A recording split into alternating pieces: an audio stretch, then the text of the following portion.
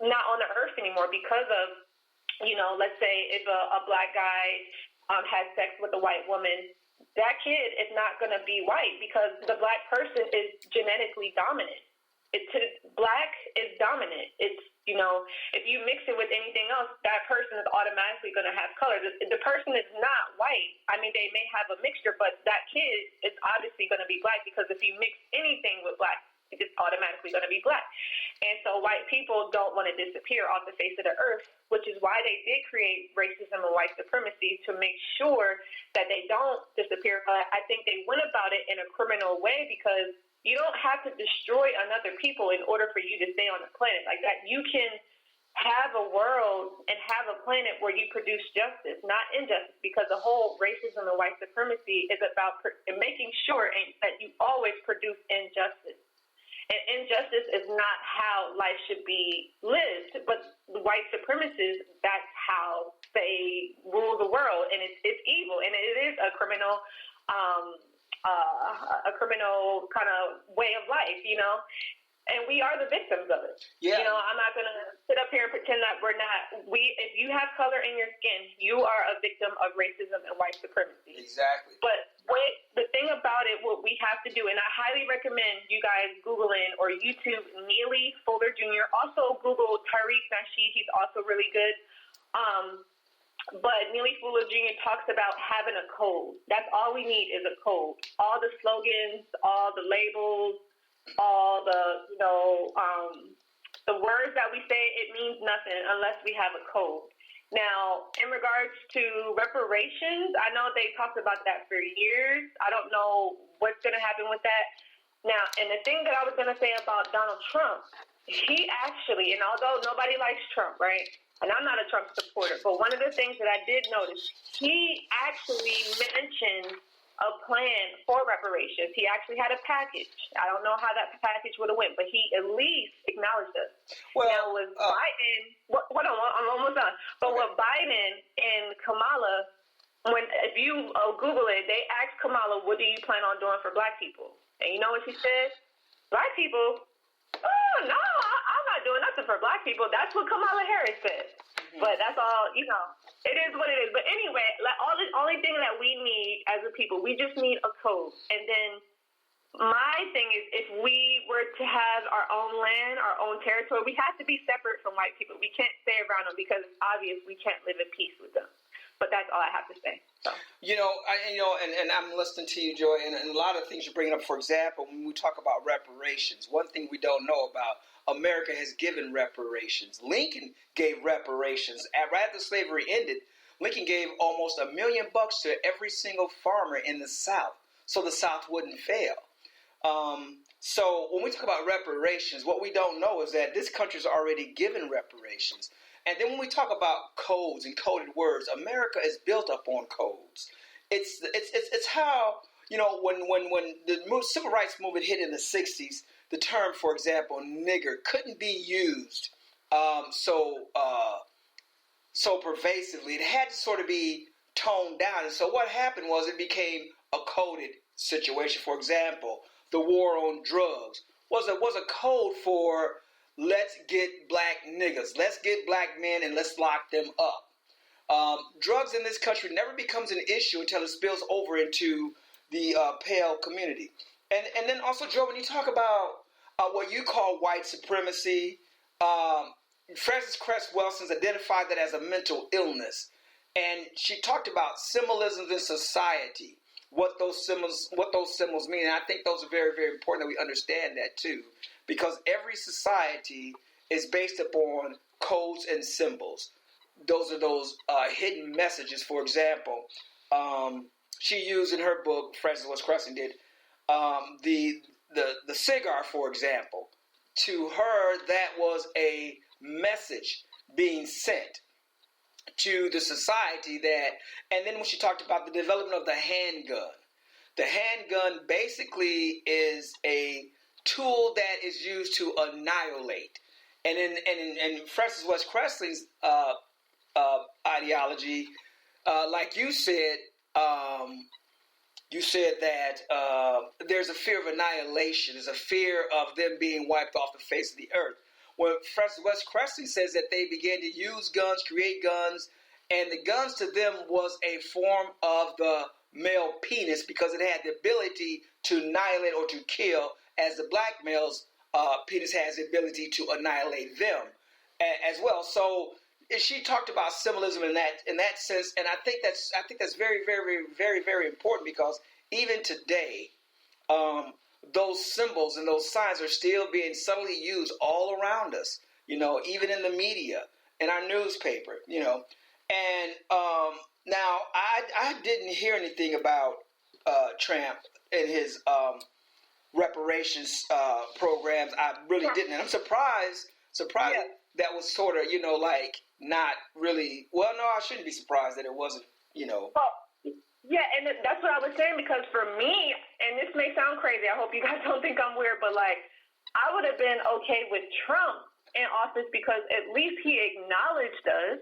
They acknowledged that we do still deserve reparations because I know you said the farmers got it, but we are the only group of people that physically never got compensation for building the country. Well, we technically built the country. But when I say reparations, I mean in that aspect because we do deserve it, and it was promised to us, but we never got it, right? Right. But every other group, Asians, the Native Americans, the Japanese, Hispanics, they all got reparations. They got reparations, right?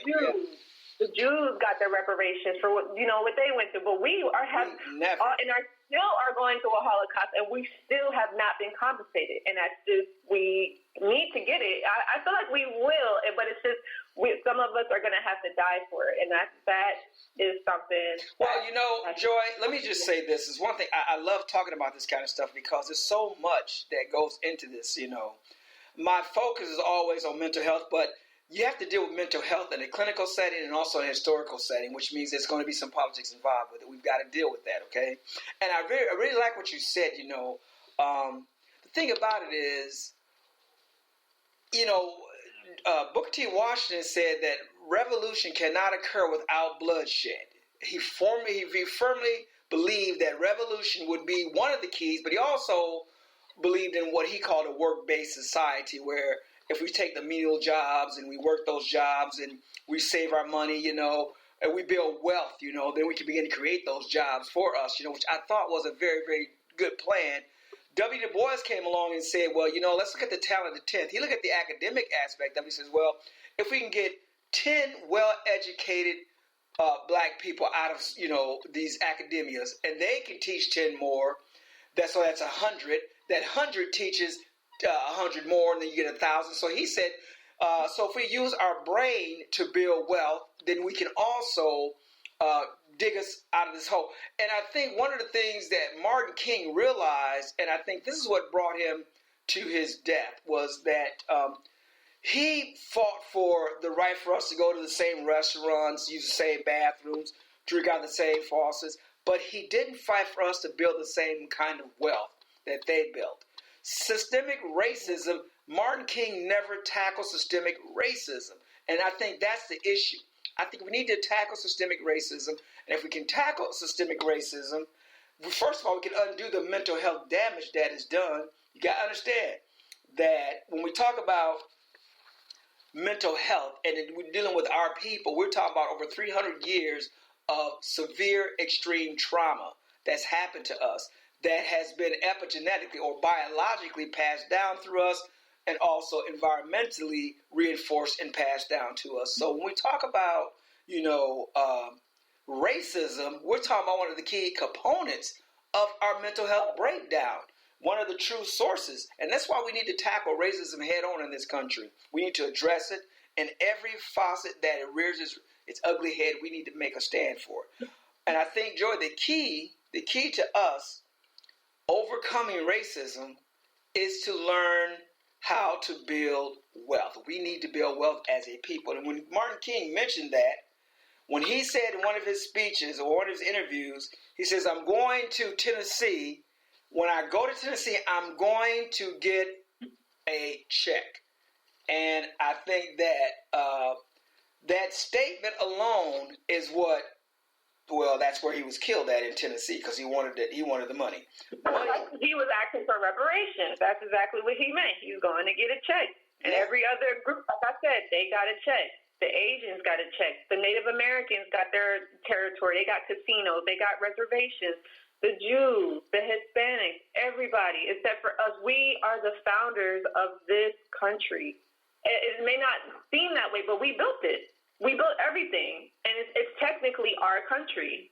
It really is. Like, if you build a country, that's yours. Like, you know what I mean? So we were forced to build it. Some of it we probably didn't want to build it, but we did. You know, and we never got compensated. We've never been compensated for any things we've done. But on top of that, Joy, not only have we not been compensated, it's the systemic racism that has been the backdrop to our real true failure in this country. Because, I'm going to try and find the clip real quick. I want to play it. Something that Martin King said, and I want to play that clip real quick. I'm going to try and pull it up here. Give me a second here. Let me try and pull that up for us. I think this is a clip I want to play. Let's check it out.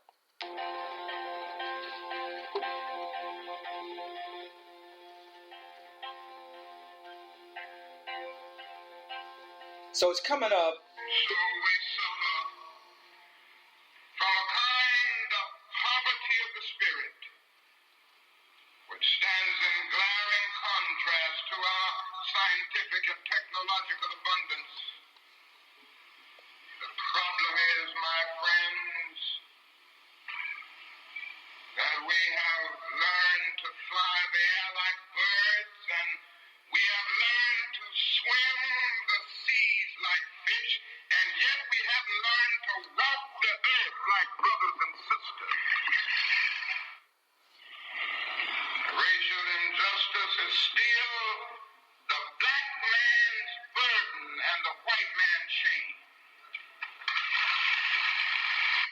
And I like when he said racial injustice is still the black man's burden and the pale person's shame. I wanted to comment also on that, and Joy, you and I talked about this before, I have this thing where I do not address them as white, because you and I both know that white is a color. You cannot be a color if you're an absence of color, and white is a color. So the fact that they are colorless people, the true racial identification for them would be pale. So that's why I use the term pale people. And I don't use that as a derogatory term, but just as a proper racial identification, because that's truly what they are. They lack color. They have no color in their skin, and so they're pale.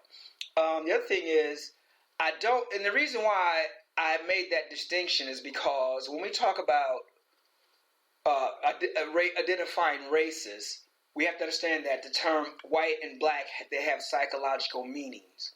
So when we address ourselves as black, even though we are people of color and we call ourselves black, there's always a negative connotation behind the term black, while there's a positive connotation behind the term white. So we have to separate those two. We have to understand that by calling them, to me, by saying that they're white, is attributed to them a characteristic that they're not worthy of, that's not true of them. They're not pure. They're not honest. They're not square dealing. So they're pale. Pale simply means colorless. They have no color. That's all pale means. So that's why I use that term pale. And I stopped using the term supremacy because you can't have supremacy when there's a criminal element involved. Supremacy, to me, means you've earned the right to be supreme or the best at something. You don't kill, steal, and rob and defeat and cheat people and then say, well, I'm better than you are. I'm supreme. So I don't use that term white supremacy because I call it pale criminal pathology, and that's what it is. Anybody who thinks that they're better than someone else and they do horrible things to that person to prove that point, and that person's not even in a position to fight back, and if they were in a position to fight back, they wouldn't fight back because they don't see life that way, I think you're a criminal. And I think that's a pathological way of thinking. And so if we look at the so-called founding fathers of this country, again, I talk about this, Jefferson, Washington, Lincoln,